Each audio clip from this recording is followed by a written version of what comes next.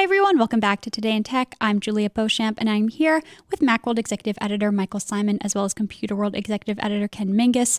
We are live on Computer World's LinkedIn page, as well as on our YouTube channel, IDG Tech Talk. So if you have any questions, comments, thoughts that you want us to respond to while we are live, please do let us know in the comments, or if you're watching on LinkedIn, in the live chat, if you're watching on YouTube.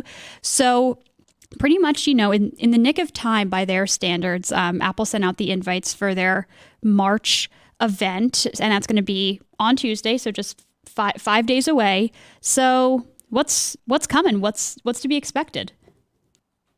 Peak performance event. Michael, go. Yeah, peak performance. Peak performance, which is clever because it's peak. Yeah, PEE. Not peak. The double E peak, so where it's sneak preview type of thing. And like that can mean anything. The speculation is that we might get a look at something that's not shipping for a little while, but I don't even know if that's true. These taglines tend to not really match up as well as we like them to. Like they kind of are retrofitted to the event after the event happens. So, but the performance thing, a lot of the rumors that we've heard kind of fit that. I mean, honestly, Apple can announce anything new and the performance thing fits. So we got new iPhone SE, 5G, and the A15 chip, which will give that, a nice refresh. But it's still going to be the same design, probably 99.9999999% certain. ID, right, Michael? It's going to be an iPhone 8 essentially. Okay. Single camera on the back. What is it? A 4.5-inch screen? A 4-inch screen. Like it's small, and there's no indication that this is the year they're going to change that. It probably will change maybe next generation, so we're looking at 1 to 2 years, and we'll get like an iPhone XR or an iPhone 11, however you want to look at it. LCD with the new design, probably Touch ID either in the screen or in the power button. And then things get interesting with that iPhone SE. So if that's $400, then we're talking about, okay, now it's a modern design, looks like those budget Android phones. But, the iPhone SE is still a great phone. If you're looking at, A15 processor, 5G, night mode, probably bringing that as well. I mean, now we're talking about a really good phone for $400 and maybe less. There's some rumors that Apple might either cut the price or keep the current model around at a reduced price, which would be really good. Like if we're looking at $199 or $299 for the current SE, that's intriguing for someone who doesn't have a ton of money to spend but still wants a really good phone, because those budget Android phones are just crap. Samsung makes a couple that are okay, but you're not guaranteed updates. You're not guaranteed security updates on those phones. They get bloated really quick. They ship with a ton of crap on them because that's how they subsidize them essentially. A lot of times they don't have full 5G. We're looking at sub 6, no millimeter wave. Just not a great experience. If you're spending $200 on an Android phone, you're getting a really bad phone, right? So if Apple can sell a $300 iPhone SE that we know is good, yes, it looks old. Yes, it's not modern by any standard, but it's got a great chip. Got still a really good processor, even with, and so that's an A13, right? I think 13. Yeah. I mean, that's still really good. So I wouldn't discount that from happening. That's something that phone can still have life for another year or two. Sure. Cool. That's not the only thing we're expecting, though. Right? Oh, and it's not. Oh, I thought that was it. It's not just. I'm really hoping for a new iPad Air. We're getting that. That's most likely going to happen too. Again, same design. Yeah. New chip. Well, it's not a bad design. It's not at all. It's a great design. Yeah. In fact, that's the iPad that I tell people to buy if they ask me. I said, if you can afford, $600, it's not cheap. Yeah. But if you can afford it, that's the one. Even though right now the iPad mini has better specs, a lot of people don't want anything that small. I mean, it's small. I actually have one right here. It's tiny. compared to the Air, we're talking about 8 inches versus 10 inches, that or almost 11 inches. It's like 2 inches bigger, 2.5 inches bigger. It's significant. So if you want an iPad for watching movies, for that's still portable, the iPad Air is great, and now it's going to get the new processor that it should have gotten last year, 5G, which it should have gotten last year, and center stage with the new front camera that also it should have gotten last year. I don't know why. Yeah. It's very strange that Apple brought out the Mini and didn't say, "Oh, also we updated the Air." Like, it just makes no sense. I don't understand their cadence for iPad stuff. I mean, we know. So once that Mini comes out, it's a short time before the iPad Air. I guess, are they just trying to milk a couple more sales? I don't think so. That's not really Apple's thing. They just have a weird cadence for this stuff, and they don't seem to follow each other. Like the iPad, the low end iPad, which should be called the iPad SE, but we won't get into that today. That's updated every year, like clockwork, with an older processor and basically nothing else. Why? Like, I don't understand any of this stuff. iPad Air hasn't been updated in 16 months, 17 months. Didn't the iPad last year get center stage? Because that was one of the things that which surprised me, because you think of the iPad Air as certainly being, a notch above the basic iPad, basic whatever. Yeah, for sure. It's more than a notch. It's twice as much. And I mean, I really do think that in this very video-centric world that we're in now, something as basic as center stage, should be on all the devices. And certainly, if it's on the base model, it should certainly be on everything above that. It's on everyone but the iPad Air, because the iPad Air doesn't have the ultra wide front facing camera. That's what it needs for that pan and scan thing. Yeah. It doesn't have that. So it doesn't have it. And I get that, but why not just update it at the same time? So now it's laggy, and it's not a must have, gotta have it feature, but it's nice. If you're paying $600 for an iPad, you want, the best that you can get. But that's almost certain to come on Tuesday, those two. And then we get into kind of the gray area, and then after that, we're getting an M2 powered 13. Well, maybe. That's what I've been expecting. Peak performance. You got the Apple logo with the colors. Maybe an iPad Air. Maybe we're looking too much into it. I don't know, but something else has to come out that's substantial, because the refreshed iPad Air and a refreshed iPhone SE, that's not event worthy. Certainly not peak performance event worthy. Mm-hmm. It's, those are mundane, could be updated on the website with the press release at any moment products. That's not going to get anyone talking. Back to the peak performance thing. When I first saw that, I didn't think peak as in like peak. I actually did think of peak as in like peaking ahead. Yeah. And this is a peak at the M2, and the next, I guess, 18 months of chips from Apple, which will all be M2, M2 Pro, M2 Max, and M2 whatever. This is our first look at the M2. Sure. And then what I can't figure out is, and again, this is all assumption right now. We don't know that there's a 13-inch MacBook Pro coming with an M2, but assuming that's the case, where would an M2 stack up against an M1 Pro or M1 Max? Nowhere near it. Nowhere near it. They're going to limit the number of cores, right? It'll be 4 and 4, just like the current model. If we're using the A15 as a basis, it'll basically be the same chip but slightly turned up. So 4 performance cores. The M1 Pro has 6. No, 8. So, 8 has 8. Yeah. So when you're saying nowhere 6 or 8. So when you're saying nowhere near it, are you saying that the M2 is going to be like less or more? Slower in all ways than the M1 Pro. And it has to be, because if they come out with a faster chip in a consumer machine, that's ridiculous. Yeah. So, yes, it's confusing, but not really, because no one, like the average, Intel and AMD, they all do these things. They all have different numbers for their chips. No one cares. No one pays attention to that stuff. Not no one. But the average buyer isn't going to look at an iPad Air, a MacBook Air, and say, oh, well, this has an M2 chip and that machine over there has an M1 Pro chip. And how come? Like, they're just going to say this is $400 less than that one. The name is going to get funky when it's like the M10 Pro and the M11, like the M10X Pro. Same problem I have with the iPhone. Like, it's going to get weird. That's after a while. It already is. iPhone 14 we're up to. There was a time when that seemed outlandish. Like they need to stop numbering these things the way they do. But again, that's also an issue that for another day. But the M2 Pro will be a little the M2 will be a little bit faster than the M1, probably about 15% ish, maybe 20%.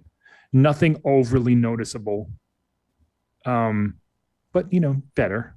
Probably the same RAM, 16 gigs at the top, 8 gigs at the standard. It's gonna, GPU will be the same. The low end will have a 7 core, and the other models will have the 8 core. It'll be the normal refresh. It's not going to be reinventing anything. Right. It'll be a little bit faster than the M1. Sure, because they did the reinventing when the M1. Was released. And maybe the M3 will be a 3 nanometer process. They'll innovate as they do. Sure. But I think from here on out, we're probably looking at 25 to 30, 15 to 25% speed boosts with each new generation. Gotcha. Probably on the off years, it'll be a little bit more. So M2 will be 15%, M3 might be 20, 25%, something like that. Gotcha. I want to interrupt here, and I do want to circle back to the M2, but we do have a viewer question, and this viewer on YouTube is asking, so the iPhone 13 Pro Max was the last iPhone, but this is not going to be an iPhone event. Besides, the iPhone SE 5G maybe. Well, definitely. We're definitely getting that. It's not an iPhone 14 event. No, that's in September. But they will talk about the iPhone SE for a while. Last year at this time, April, but this event, we got a purple iPhone 11. True. So, I have that one. Maybe they'll do something. Yeah, 12. So maybe, 12, sorry.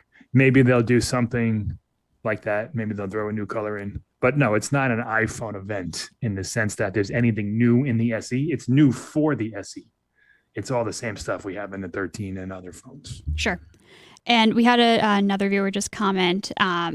They said that, they hope that they don't do an Intel where they advertise something that has an i5, but that covers 20 years of chips. Yeah, I don't think that's going to happen. Yeah, I think Apple is very conscious of that marketing branding strategy, very conscious of wherever we're at with Moore's Law. Like they're going to keep innovating. It'll be probably 18 months. It looks like if the M2, if there's any indication. So that means the M2 Pro would arrive this time in 2023. Yeah, next year. A year this from time, now, basically. Right. This time next year, and so on and so forth. Okay. That's probably what it was. Whereas the A series chips in the iPhone and the lower end iPads, that's an annual cadence. So the one thing that surprises me, and again, speculation, we don't know what's going to happen, but there was an assumption that I think was a reasonable assumption when the 14-inch MacBook Pro came out that the 13 would eventually go away, that they almost overlap each other. But they don't even overlap. It makes it irrelevant. Well, it does. Well, let me ask you because I saw that you had the piece in Macworld about moving from a 13-inch to a 14-inch and the big difference that it makes. Do you think that having moved to the 14, do you still agree that the 13 is sort of irrelevant now? Yeah, but not because of the 14, because of the MacBook Air. Yeah, it's an Air with the Touch Bar. I mean, that's essentially, yes. People talk. I've had this conversation. I've gotten tweets from people, but it has a fan and it can sustain performance longer. Yeah, that's true. Who the heck is doing that on that machine? If you're looking for that, if you care about that stuff, you're getting the 14-inch or 16-inch MacBook Pro, and those are great machines. Yeah, I wrote about it today. I was shocked with how much better the 14-inch is all around. Now, if Apple wants to release a 14-inch MacBook Pro with an M2 processor for $1,300, $1,500, sure. But the rumor is, Mark Gurman of Bloomberg floated this rumor a couple of weeks ago that Apple's working on a new 13-inch Pro, the same machine with an M2. And that just boggles my mind. Like, why? Where does that fit? Yeah. The only possible question, or the only possible answer to that question is, so the MacBook Air, which is rumored to get a pretty major redesign this year, top to bottom, slim bezels, white, matching the iMac. So those pastel-y colors, maybe white bezels, totally new with an M2. So maybe that is 1,500. Maybe the 13-inch Pro is suddenly $1,199, and then they keep around the M1 for $899. I don't know. I don't know how they're going to do it, because right now there's a big gap. You got the $999 Air, you got the $1,299 Pro, and then you jump all the way to $2,000. So there's nothing in that middle. Is there any chance, Michael, that we might get a redesigned MacBook Air with colors next week, or is that maybe? not... Yeah, no, sure. We haven't heard any solid rumors about what Mac is coming out, or if, I mean, we're assuming we can get the 27-inch iMac or the Mac Mini too. We don't know exactly. Usually by this point we've heard, okay, this is coming. We knew the MacBook Pro was coming out last year. We knew the iMac was coming out last year. Yeah. We didn't know exactly what they looked like or exactly what they had in store, but we knew at spring loaded, most likely we were getting a 24-inch iMac. Most likely at Unleashed, we were getting a 14 and 16-inch Pro. It was like we feel about the SE now.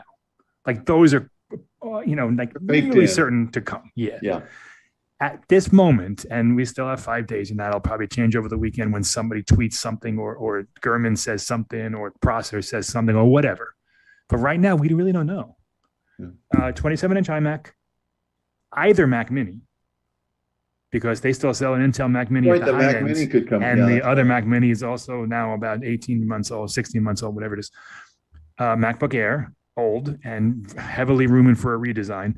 MacBook could be that MacBook Air redesign could actually be a MacBook, a revival of the MacBook. We don't know that yet either.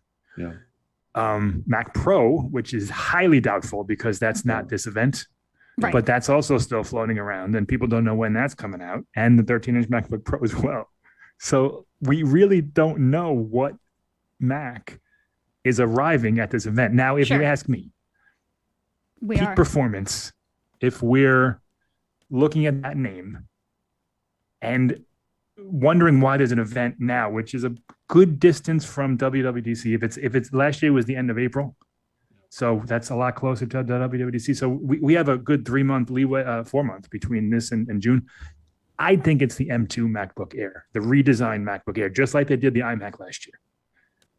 I think that they're going to come out with, show the M2, iPhone SE, iPad Air. Here's our next chip. And here's this radical new computer that everybody wants. Gotcha. Consumer stuff. I like that. And I'm sure Ken. No. Would you buy one? Good. No, I'm good. Well, yeah, I wouldn't. I don't need one either. There's no. I mean, I've got the M1 Max 16-inch MacBook Pro. Right. I'm good for the next 2 or 3 years. Well, then, I mean, I've got say a question. 2 or 3 weeks, Ken. Is that what you said? Years. Thank you. So, well, I've got a question for you then, Ken, sort of on the, enterprisey side of things. If you're, what are enterprise professionals like? What should they be looking at in this event? I would assume the M2, even if it's coming to the MacBook Air and that is a consumer device, I'm sure there's still plenty of people that can get a lot of their work done on that. I mean, the current model, it's $1,000, 7-core GPU. That's the only really cut rate thing about it. Otherwise, I mean, I don't know what enterprise really means, but I do know for the average worker, the MacBook Air offers more than enough power and performance than you need. I mean, they give out. My wife just started a new job and she got a Dell and a Dell Latitude. It's certainly as powerful as that. Yeah, I think the thing that I'm looking for in terms of the enterprise, and by that I'm thinking of devices that we're looking at more of a hybrid workforce now, things on the go, mobile, and that's why I think the thing that interests me most is the iPad Air and the fact that it's getting. I mean, and it goes back to center stage. I mean, I do a fair amount of video conferencing, more on the personal side on weekends and stuff, with an iPad Pro that I've got that's got center stage, and that in terms of video conferencing, it really does make a difference. I know it's not a must-have.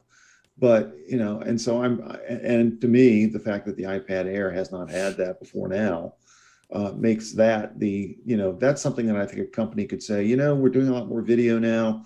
We've got everybody, out in the field using tablets. This is a good chance to jump on the air. And of course, if they want to cut corners, they can just get the base model iPad and still get center stage. But, if they're looking to go up a little more storage, et cetera. I mean, is the iPad that device? Is it popular in those settings? The iPad any of them actually. Depends on where you are. I think there's a lot of stuff that can be done with like frontline workers in retail. If you've got people in manufacturing and you're trying to show them, you're either doing sales on the floor or you're trying to repair equipment in the field, and a small iPhone screen, while it might work for you, is not as useful as having a larger screen. Now you can pick whichever of the iPads makes the most sense in terms of budget, size, et cetera, et cetera. But I think that, and I think the mid-range, either an Air or even your basic iPad, if it's got enough storage for you, will do that. Mm-hmm. So that's kind of my vision of where that works. It's going to vary from company to company and industry to industry. Gotcha. So March 8th, probably iPhone SE 5G, probably iPad Air, maybe an M2. Anything else? I mean, I think there'll be something with services. I don't know what, because those are the things that Apple can keep secret because there's no manufacturing descended to, so it's all in-house. But like last year, we got Apple Card Family. We also got AirTag, but there's no rumors about any accessories except maybe like new colors for the iPhone cases, which they do every year. Something with services, maybe an update to Apple TV Plus. I mean, there's some new shows floating around that's picked up some momentum in the awards season with Ted Lasso and now Coda. So maybe something around that. Fitness Plus is ripe to take on Peloton right now because they're struggling. So there's that. Something I think with that'll be like the intro announcement. Then the two, lesser announcements. I don't know, maybe HomePod got new colors last year. I don't know. I don't know. I think you're scraping the bottom of the barrel. Well, I am, right? Because I mean, they got to fill 2 hours. Is it going to be 2 hours? Do you think? Really? Well, usually is, or maybe not. Maybe it's an hour. No, they've been running. They haven't always run 2 hours. I guess without the applause breaks, they're a lot shorter. Yeah. Well, they'll give a lot of history about, subscribers and, Yeah. I mean, it could also be just a disappointing non-event because let's face it, they're not schlepping people to Cupertino right now. So they could just have an event that's the iPhone SE and the iPad Air and see ya. I mean, why not? No one's going to complain. I mean, we are going to complain, but it's not going to hurt them. No, it gives them the tension and gives them a day or two of headlines, and that's all they really want. But I don't think so. I think we're going to get something fairly substantial with the Mac. Gotcha. Well, what about 3 or 4 or 5 days? Right? Yeah, 5 days. Yeah, Really. they tricked us with the invitation. Yeah. It's a week ahead of time, and it didn't come Monday. So Tuesday didn't come Tuesday. Yeah. Yesterday, right? So I wrote an article about why the event wasn't happening next week, and I had a breakdown as to why, because the last X number of events gave at least 7 days notice, and when they had to get people to the place for travel, it was like 12 days notice, and then they do it on Wednesday and they blow up my whole spot. So they only gave 6 days notice for some reason. I don't know why. Well, at least you had, you enjoyed a day of glory. Sure. All right. Well, thank you both so much for calling in and chatting. Yep. 5 short days. We'll definitely know the answer to a lot of these questions. So maybe we'll be circling back to this. So thank you both so much.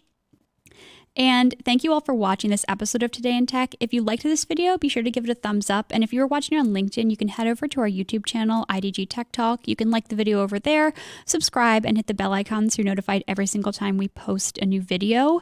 If you had a question or comment during this live stream, we really appreciate your thoughts. So thank you for letting us know. But if you have anything that you want to mention that you didn't get to mention, or if you're watching this after we've been live, please do let us know in the comments below if you have any questions, comments, thoughts, etc., what you're looking forward to, what you're not looking forward to. Thanks all again for